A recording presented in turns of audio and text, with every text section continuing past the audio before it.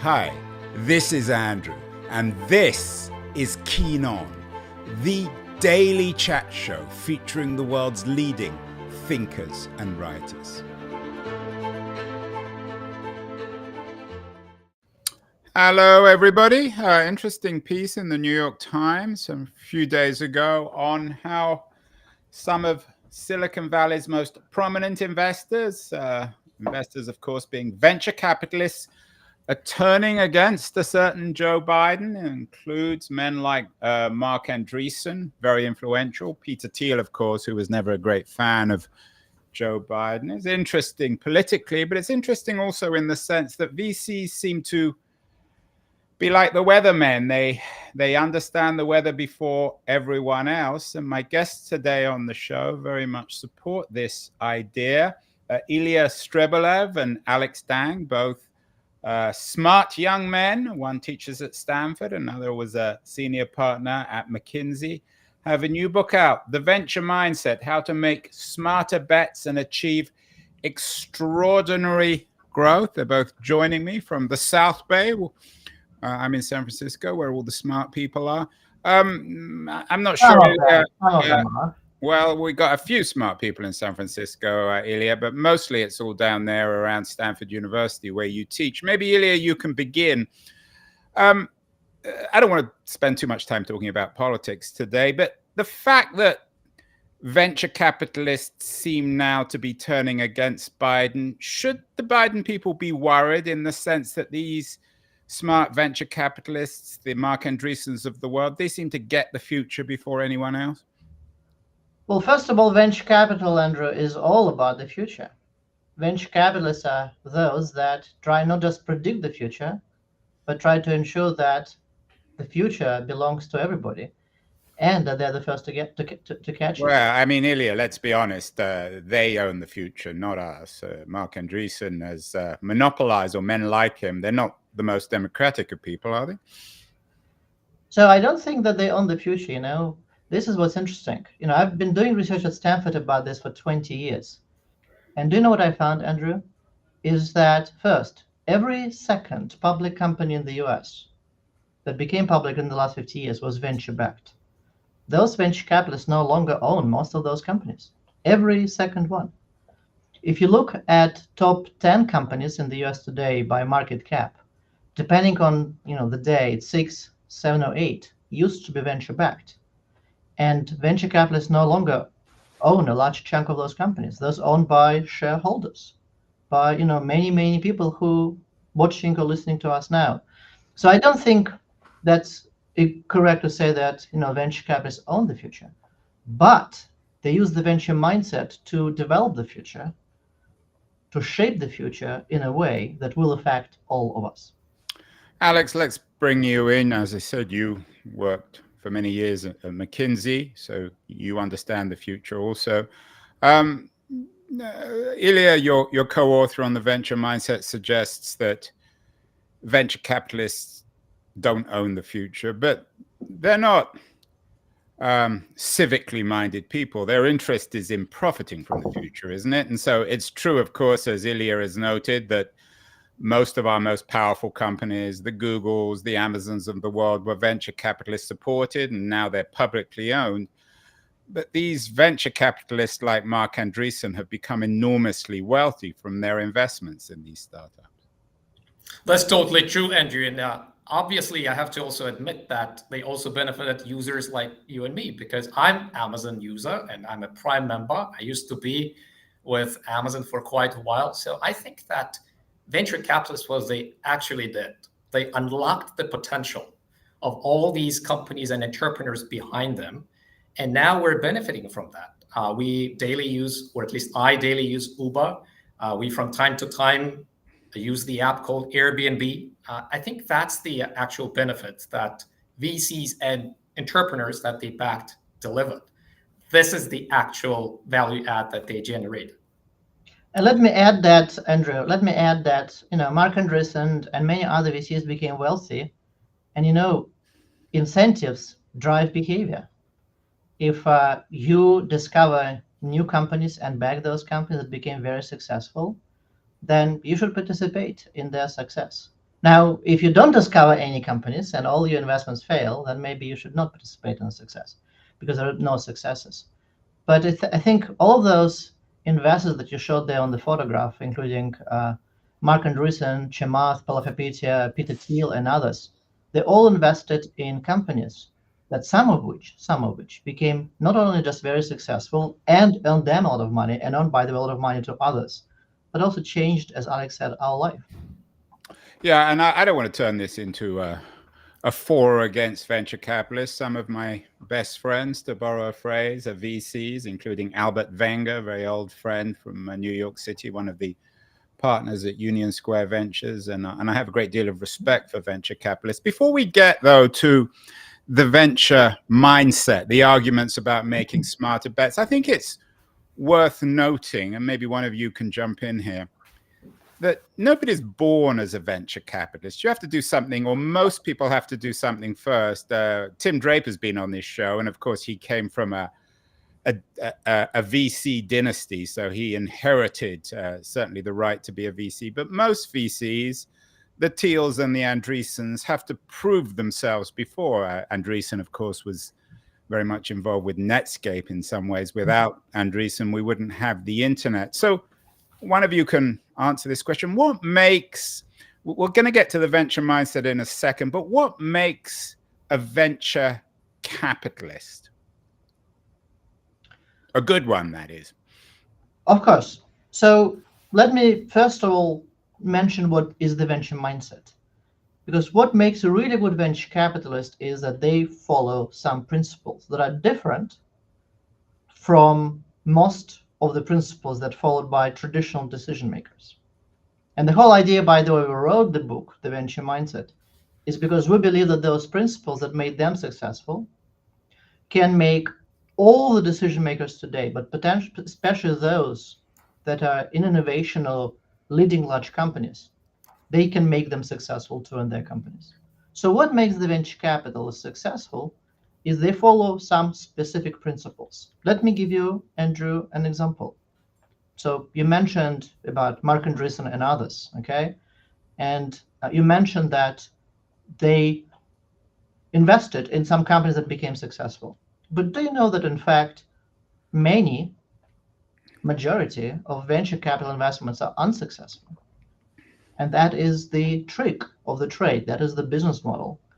And that is one of the principles we talk about in the book. And the principle is called home runs matter, strikeouts don't.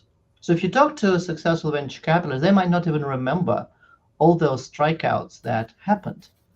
But if they missed one deal that turned out to be a great investment, they will remember it forever.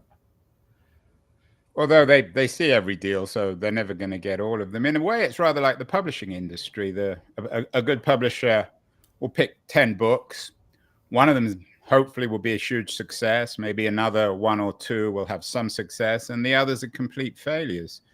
Alex, coming back to this original question, what makes a good venture capitalist? Because not all great entrepreneurs turn into successful venture capitalists. Andreessen has, of course, but others haven't. One wonders how Steve Jobs, for example, would have been as a VC. What do you think are the qualities of a venture capitalist, successful one?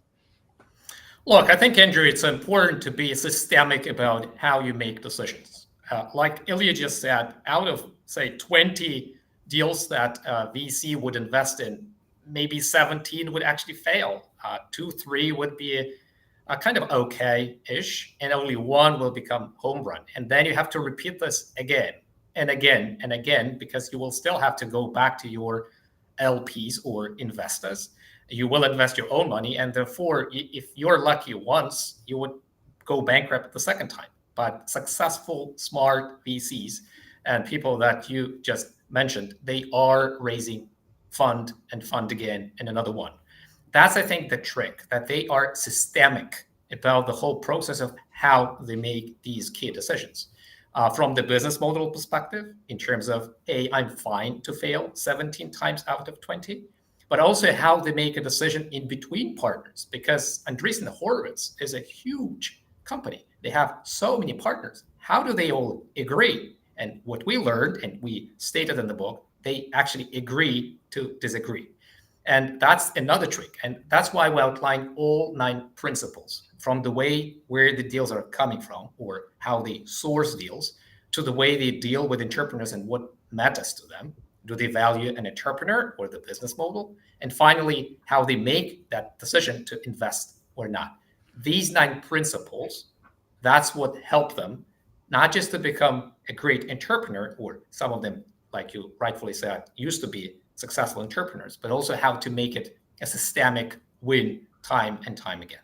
We're not computers, though. You talk about these 9 or 10 principles. It's not something that we can just program ourselves with. The great VCs seem to be people who are somehow suited to it. Sometimes they're successful entrepreneurs. Sometimes they're just journalists. One thinks of Mike Moritz, for example, from Sequoia Capital, a legendary, an Anglo-American journalist who made incredibly successful bets. One of the founding venture capitalists of Silicon Valley. So to come back, leaving aside your 10 principles, what kind of personalities lend themselves well to being a venture capitalist? So, Andrew, we may leave principles, but we're going to come back to this because, in fact, that is what defines a successful venture capitalist. So you mentioned Mike Moritz, and I think if you look at Mike Moritz and his partners at Sequoia, they, for example, feature what I would call the prepared mind. What is the prepared mind? It means that they're relentless in trying to understand a specific idea.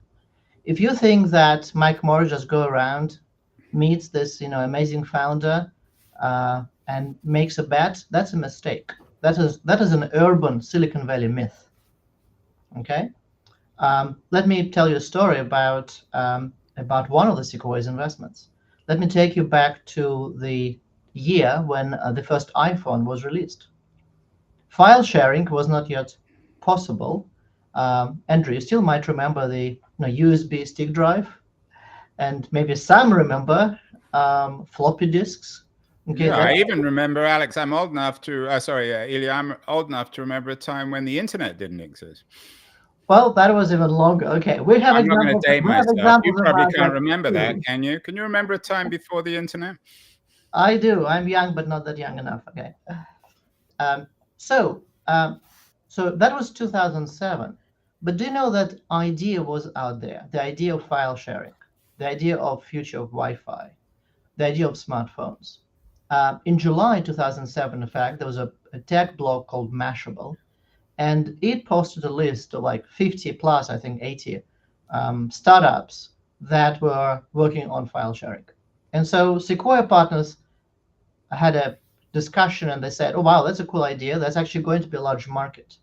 And do you know what they did? Mike Moritz and his partners, one of them was at the time Samir Gandhi, and Doug Leone, Mike Moritz's partner, they went and talked to a lot of these startups. Like Samir Gandhi, whom I interviewed at the time, when I was writing a case, and he came to the Stanford Business School to talk to my venture capital class, he in fact met dozens of startups, dozens of founding teams, and he decided not to invest in any one of them. And then when those partners met 2 guys who in fact didn't have the money and they could not develop the prototype, but 2 young guys, serendipitously, in 2 days, they decided to put a lot of money at the time and became the first investors in what was turned out to be Dropbox. So why would you invest? You can think, oh, it's luck. Samir Gandhi, Mike Morris, Doug Leone investing in Dropbox, and of course, all those other 80 startups fail. I think that is the prepared mind. So here is one feature of the prepared mind, which I see again and again in successful VCs. Yeah, and you had an interesting Time magazine piece about the 118-hour decision, the power of the 118-hour decision. We're under the impression that VCs make decisions on young entrepreneurs, as they did perhaps with Mark Zuckerberg and Facebook in the movie when Thiel met Zuckerberg, and made a $500,000 call. But mostly, as you say, it's a 118-hour mindset. But isn't that true of life itself? We all make intuitive decisions on people, but those bets are made in love, in business, in relationships, from our life experience. Andrew, but I think that's exactly why we can all learn from the venture mindset, so that we all make decisions based on gut feeling, intuition. But the question is what we are basing our intuition on. So is it the prepared mind? I think we all can benefit from that. So that when we see an interesting idea, and by the way, you're right, it should not be necessarily a team of founders because you're a VC investor. It could be falling in love, or it could be finding the next job or the next project if you work in a large organization. It's a pattern recognition. But just hope for pattern recognition, hope is not the best instrument around. Alex, there's a critique of Silicon Valley and venture capitalists. I'm sure you've heard it many times, that most of the top venture capitalists in Silicon Valley were Stanford or Harvard graduates or dropouts, white men, and they only invest in similar types. Is there any truth to that? I guess Ilya would be better to answer that specific question just because he has research about Okay, Ilya, well, is there any truth to that critique that they don't invest in women, they don't invest in people of color, they don't invest in minorities because they have their own mindset, a cultural one, and they only want to bet on people like themselves? So there is some truth to that, simply because if you look at statistics, especially historical statistics, you will see that most VCs are men, and many founders are men, and many founders are white men, even though that has been changing very, very rapidly. But this is the research that I've done. With my former student, several years ago, we created 50 fake startups. For each fake startup, we created a website, we created a profile, we created blurbs, etc. And then for each fake startup, we created 4 fake founders. Okay, a lot of fake stuff. And by the way, research was approved by Stanford committee. It's called IRB. So why 4 fake founders for each startup? Because we had a man and a woman founder, and a white and a non-white founder. And then we created, for each startup founder match pair, we created a blurb and sent cold emails to actual VCs, actual active angel investors, okay? And this is what we found.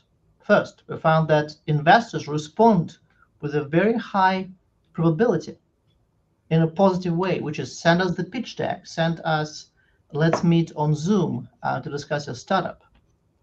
By the way, that is also an interesting principle in the venture mindset, getting outside the 4 walls. They're trying to find serendipity.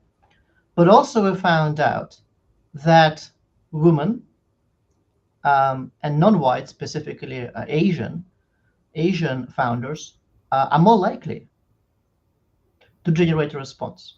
Now, recently, not 10 years ago, we did this research, Andrew, just recently, okay? So I think that showcases that at least at the beginning of the funnel, where investors try to find those entrepreneurs, is that a lot of this bias that indeed was there, okay, is either no longer there or less important than it used to be.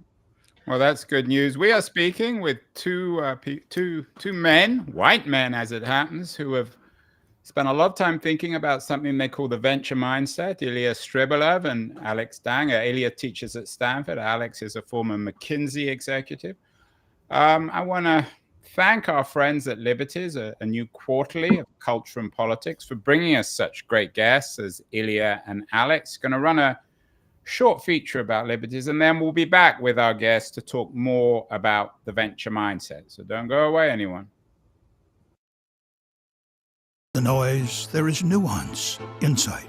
Liberties is not just a journal of ideas. It's a meteor of intelligent substance. It's the place to be for engaged citizens, Politics, opinion, substance. Liberties is a triumph for freedom of thought. A quarterly of urgency, of cultural exploration, of intellectual delight, of immaculate prose. It's invaluable. Subscribe now or find Liberties at your favorite bookseller. And you can subscribe to Liberties at libertiesjournal.com. We are speaking with two of the South Bay's smartest men, Ilya Strebulaev and Alex Dang, the co-authors of an interesting new book, The Venture Mindset: How to Make Smarter Bets and Achieve Extraordinary Growth. One thing I think that people don't quite understand about the venture world, Ilya and Alex, maybe Alex, you can take this one if you can, is that most venture capitalists also fail. We have the big winners, the Andreessens, the Mike Moritzes of the world. But it's just as a competitive a business, just as a winner-take-all business. So the venture business is no different from anyone else. So in terms of this venture mindset, some VCs have a more successful mindset than others. Is that true? That's totally true, Andrew. And that's why we even defined in our book, and we use the term smart VCs. And smart VCs are the ones which, again, we have to make a reference to 9 principles that they follow. Say, for instance, one of the challenges that many venture capital firms face is the scaling issue. It's a one thing when you have a single partner or maybe 2 partners who just over a cup of coffee, thinking through the specific decks or details about a startup, they make a decision. And it's a completely different scale of a problem when you have 10 partners in the room. How do you make a decision? Do you want everyone to agree on the particular deal? Do you want half of them? Do you need a majority? How do you solve this kind of problem?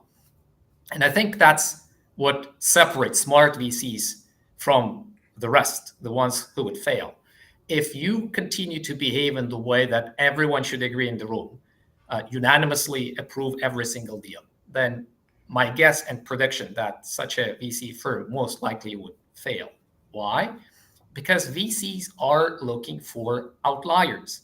And to be that outlier and to find such an outlier, you have to make sure that that deal will not be, this deal basically cannot be approved by everyone because it is an outlier. Yeah, Not you have to be everyone should agree on that, counterintuitive. right? And Absolutely. I've been around the VCs and investors for many years. The thing that many people observe is that they often behave like sheep. Now they're all investing in AI companies. 10 years ago, they were all investing in social media companies. Is there some truth to that, Ilya, that many VCs are just like sheep, that they don't really think for themselves? So I wouldn't call them sheep, given that I'm Stanford professor. So sheep is not exactly an academic term, but I would say that there's a big danger in the venture world and in the rest is what we call FOMO, fear of missing out. And that is what makes a lot of investors, in particular those who maybe don't follow those venture mindset principles, to behave like sheep, like you've said, because they are afraid of missing the train. Now, here is an important point, is that smart VCs, even if, let's say today, they invest in AI, who doesn't? But even within AI, there are a lot of now subspaces, subverticals, okay? And many of which spaces are not yet major ones. As Alex Rampell, a partner at Andreessen Horowitz, says, conviction beats consensus. And I think if you look at all the best deals of all times, it's typically about conviction. It's not about consensus. And the conviction, often the received narrative, the cliche is that these people make bets on individuals. So they trust someone, and often young entrepreneurs or not such young entrepreneurs walk into VC offices, and people like Ron Conway, particularly, and Paul Graham, early stage people, bet on them. Is there any truth to that, or is that another delusion? There is so much truth to that, Andrew. They definitely, VCs, make a bet on a jockey, not the horse. Obviously, any smart VC would look into the business model and whether the market is large enough And for biotech, of course, they will try to understand the technology behind the idea. But the challenge here is pretty straightforward. Early stage idea is just the idea. And going forward, say 3 months from now or 6 months from now, that team, and actually VCs will make a bet on a team, not just a single founder, they will face challenges and problems. They will have to pivot. They will have to change their behavior and business model. They will have to find a new solution to incoming problems. And that's where the team performance is way more important. Whatever you wrote in the business plan, you can just throw out the window straight away, because that's the learning mode that you need in the very beginning. Do these guys ever read business plans? I always wonder in book publishing, for example, authors are always told by their agents, you've got to write a long plan. But one wonders whether smart publishers ever read the plans, because they're usually made up. And I'm always guessing the same is true of business plans too for VCs. Good point, Andrew. So first is that smart VCs follow the principle say no 100 times. Meaning that, and that's in my research, for each one deal that they make, they pass on more than 100 other startups. Just think about this. 100 to 1. Now, you can't afford to read 100 business plans in detail, or really read it all, to make just one investment. So therefore, you're right, which is for most of the opportunities, they don't read the business plan. What they do, they use what I call the fast lane approach, which is they meet you, Andrew, as a founder, and they try to answer a very simple question. Why should I not continue talking to you? And they're trying to identify some red flags. So the red flags is about the team, as we discussed, the jockey, because the ideas are overrated. If the idea is great, but the jockey is not going to execute it, then there is no need to invest. I'd rather find somebody else. Remember my story of... It's the horse rather than the jockey then that's important. The jockey is very important. Now, everything is important, okay? But again, think about a story about Dropbox that we gave earlier. There were many teams trying to implement file sharing, and yet, okay, you search for the team that you believe is going to execute it right. And by the way, for executives in large organizations, I think that is where the venture mindset is going to be really helpful, because how many people will recall right now, our listeners, viewers, where they sit in the meetings through the presentations of hundreds of pages, decks, of discounted cash flow analysis, growth projections, all these accounting numbers and so on, and features. But they don't discuss who, in fact, is going to be in all those 25 people who are going to implement this. Yeah, and you note in your book the value of a Jeff Bezos style short memo, maybe a one-pager, the rule that Bezos gave his executives at Amazon, that it's most important to be able to summarize all this. So are you suggesting that entrepreneurs perhaps watching should, even if they're not formally presenting a one-pager, should have a one-pager at the back of their mind when they pitch VCs? I would say I definitely do. I definitely do. As a former Amazonian myself, I think the tool works, and we brought that tool to other clients as a part of being part of McKinsey. And the reason behind that is very simple. Is when you have one page or 6 pages, you don't have all these tons of slides to present. You don't have to answer too many questions, but you do have to address the key ones. More importantly, in the VC world, the same kind of document would be called a memo. So a memo summarizes tough questions that you have to address and answer right away. We used to call them frequently asked questions at Amazon, but the questions are about risks. So that's why in some instances, VCs call themselves risk reduction engineers.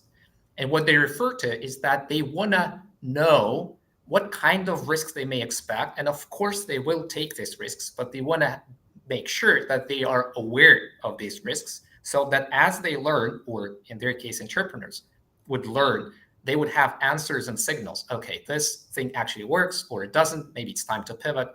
That's the power of a note. Yeah, and it's interesting you mentioned Jeff Bezos. Most people don't think of Bezos as an investor, but of course he was one of the very earliest, if not the earliest investor in Google, as was Mike Moritz. I think he was the first venture investor.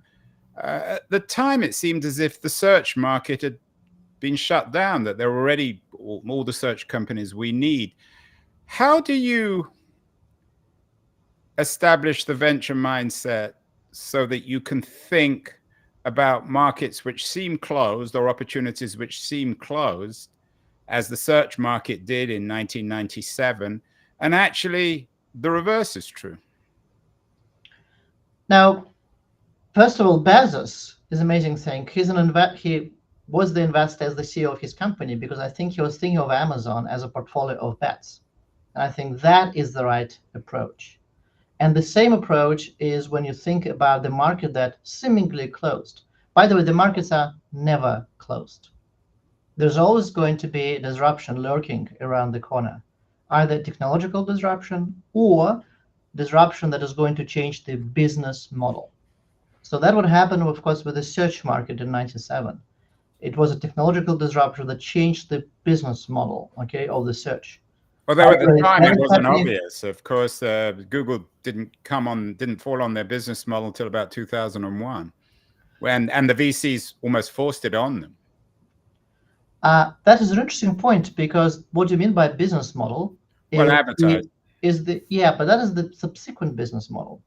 If you think about even the technological change that Google introduced back in 97, 98, it was clear that it was not only much more efficient than existing search engines, but also that it was offering a very different solution. And as a result of that, the market is never closed. By the way, it's great that you mentioned search market, because right now we're in the environment where the search market is changing once again.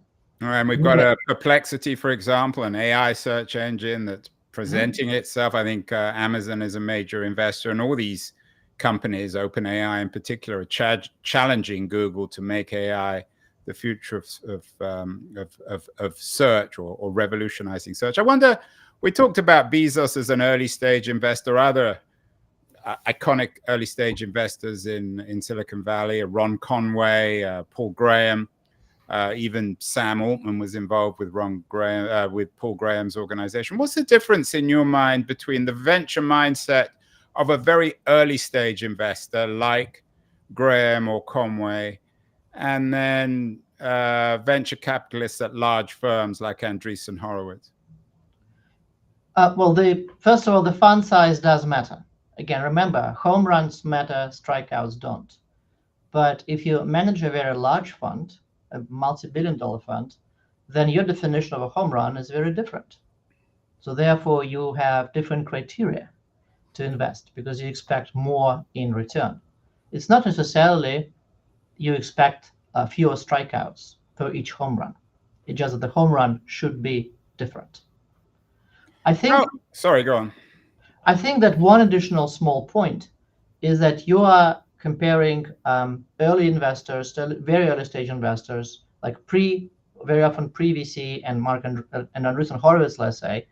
But when we look at late stage investors, Andrew, so those that invest after Andreessen Horowitz put in their first check. So a series C or D. Series B, C, D, E, okay. Let's say, for example, Paul Madeira, who is the co-founder of Meritech Capital, that was put the second check in Facebook, and in many other companies. So they also follow all those venture-minded principles. Of course, there are differences. One is that, as Alex said, VCs are risk reduction engineers, meaning that some risk already has been reduced by the time the startup reaches Series B, C, D. As a result of that, you expect a few strikeouts, okay? So the model changes a little bit. But so you're a home run hitter. The early stage investors are home run hitters. They can afford to strike out a lot more. They can afford to strike out a lot more, but here is a very interesting observation, and especially if you listen to us from a large organization, like large mature corporation, you know, what we find is that those late stage investors facing less risk, they still have a lot more strikeouts than you would expect. I recently gave a strategic offsite to the CEO of a large company, a large global company, and we talked about strikeouts. And then he turned, the CEO, to his chief innovation officer in charge of the incubator, and he asked the question: so how many of our startups there failed? And there was a very proud response: none. Well, if you have no failures in your incubator, I guarantee you there will be no home runs as well. Yeah, So, you're not Andrew, really I an wish actually. incubator. It's you guys are both born in Russia. You talk about home runs. Do you go to baseball games? Do you enjoy baseball? Well, we became experts, or I would say experts is a bit too much, amateur semi-experts in baseball writing this book, because what we found out is that there is a lot of similarities between the venture capitalists in terms of statistics and betting averages and the best baseball players. Are the is the simile, the metaphor, more appropriate for hitters or pitchers? Because pitchers are, of course, trying to get batters out, and batters are the ones who either strike out or hit home runs. I think batters are more appropriate. I think, for at least that is when we look at the statistics. By the way, interesting enough, writing this book, Alex and I had a lot of fun because we compared VCs to those who participate in horse racing. Well, it's very similar, yeah. Those who play poker. Okay, it turns out to be that we became I think we lost money in poker playing to a VC who is an amazing. Yeah, I would never sit down with Mark Andreessen to play poker. I think we would all inevitably lose. What about the role of AI in the future of the venture mindset? I do a weekly tech roundup with my friend Keith Teare from That Was the Week newsletter, a very influential Silicon Valley investor and entrepreneur. He has his own AI VC startup. Is it possible that AI can replicate the venture mindset and make venture capitalists, physical venture capitalists, redundant? So, Andrew, I think in essence, the answer would be similar to other sectors of economy, that it will be a very powerful tool to support VCs in their decision-making, in, say, filtering through thousands and thousands of opportunities that will come their way, or how to automate some of the parts of their daily job, say due diligence part, 118 hours that you mentioned before. Actually, some VCs spend up to 400 hours. And obviously, some of these hours could be automated with some help from AI. So will AI change the landscape? Obviously, yes. Will the decision-making process be much different from what we observe today and outlined in the book, The Venture Mindset?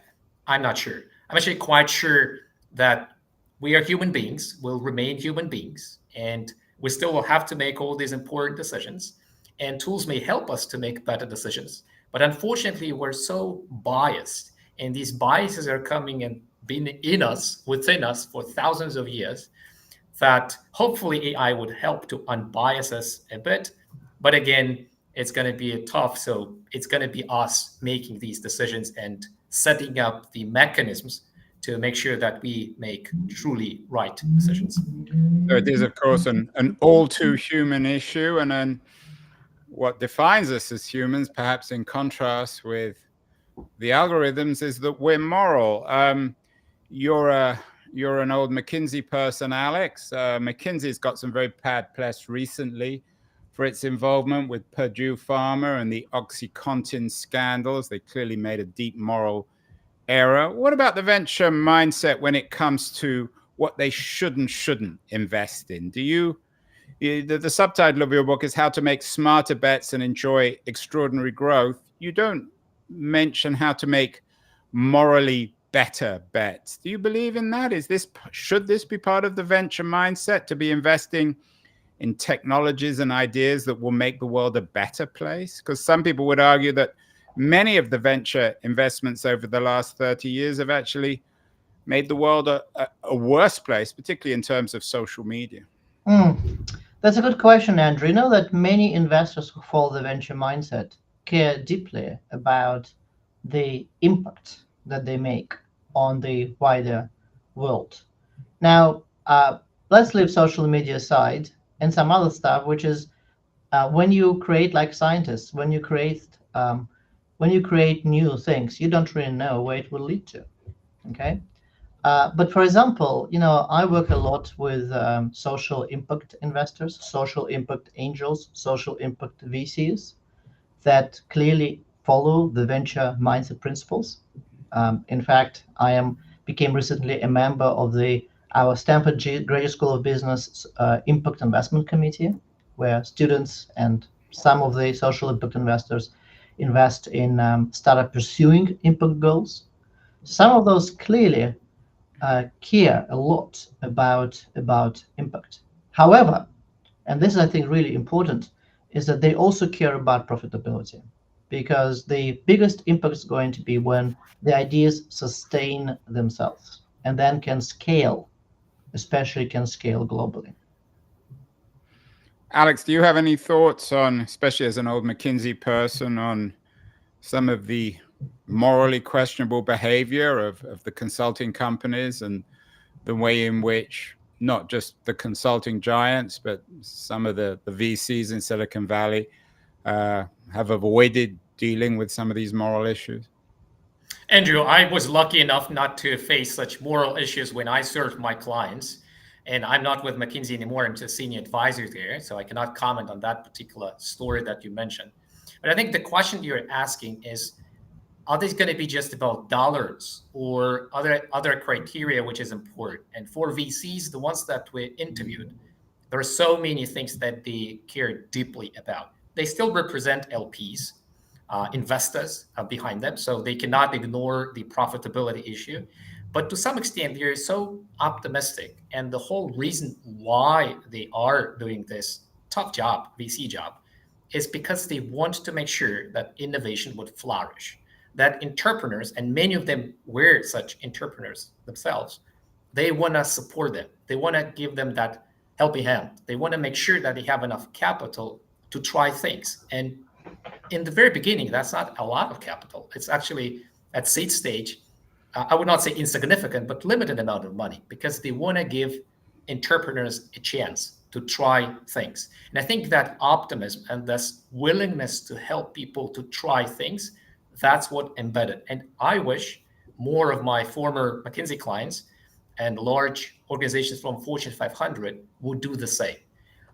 Unfortunately, they're too often in this exploitation mode, while my piece of advice and what's outlined in the book is to explore more, to experiment more, to set some money and resources and time aside to make riskier bets, bolder bets, new type of bets.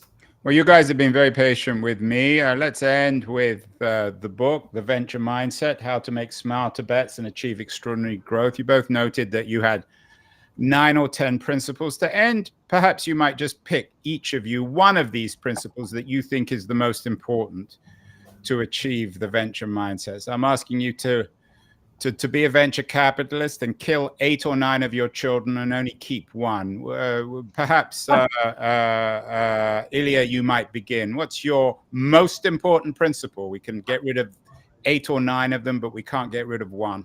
Kill your darlings is what our editor was telling us all the time, as we were producing this very thick manuscript. So one principle I would choose is the principle we call double down or quit. And that is because it is universally one of the biggest pain points. When we have to make a decision again and again on the same problem, very often we continue to throw good money after bad money to support projects that no longer work. We are fret about sunk costs. This is where, smart VCs are very similar to professional poker players. The single biggest difference between amateur poker players and professional poker players is that professional poker players quit more often. They fold more often when they see that their hand is not as good. It's the same problem. Now, we talked about biases today, and from the point of view of biases, it's very difficult. Psychologists call it the escalation of commitment. It's very difficult to kill your darling. In fact, that is one of the biggest mistakes I've made as a Stanford professor when I came early on. I had so many research projects, I had difficulty killing them. And you have to prune the garden of weeds. So the way we describe in the book, by the way, behind each principle, including this one, are specific actions, specific behaviors that VCs came up with to deal with this. And it turns out to be that everybody, Andrew, including you, but everybody can use those methods to focus on the best projects. Yeah, I certainly can. I've got far too. I need to kill lots of my darlings. I've got far too many podcast shows. Although, of course, I would never kill you guys. So, Ilya's darling. He's going to keep his kill your darlings. Alex, let's end with you. What's the one principle that you think is more important than any of the others to establish a venture mindset? I would definitely pick good things take time. VCs are very patient investors. After they make their stage investment, they will have to wait 8, 10, 12 years before the company would IPO or get acquired. I wish many more traditional organizations would be as patient with new ideas. It's absolutely impossible to expect any idea, my idea, especially if it's a risky and innovative one, to flourish and to demonstrate results in 1 quarter. That's pretty impossible to expect that. Therefore, I think we all have to be a bit more patient when we make risky bets like VCs, and at least give ourselves 3, 5, 7 years to see the fruits of all your hard work. And I think that word patience would be the key word that I would pick